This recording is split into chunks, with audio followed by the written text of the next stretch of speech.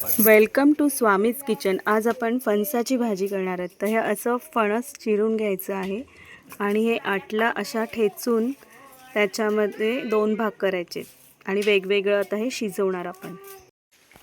मग हे असे धुवून बाजूला काढायचे आणि आता हे विस्तवार शिजवायचे ना का कुकरला? कुकरला विस्तवार कुठे मीठ टाकून शिजवून घ्यायचे।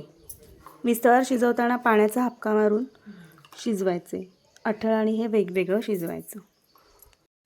आता आपण हे असं पाण्याचा हापका, पाणी नाही घालायचं कुकरमध्ये, फक्त पाणी घालून आणि याच्यावरती भाज्यांवर शिजवताना फक्त पाण्याचा हापका आणि अठळमध्ये पाणी घातलेलं आहे। आणि आता 2 कुकरला शिट्ट्या देणार आपण।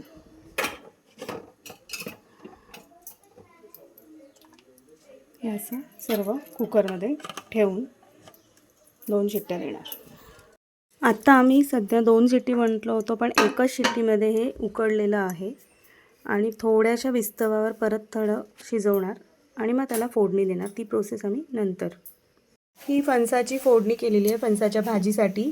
तेल, त्याच्यानंतर त्याच्यामध्ये मोहरी आणि भरपूर हिंग ही अशी करून बाजूला ठेवायची।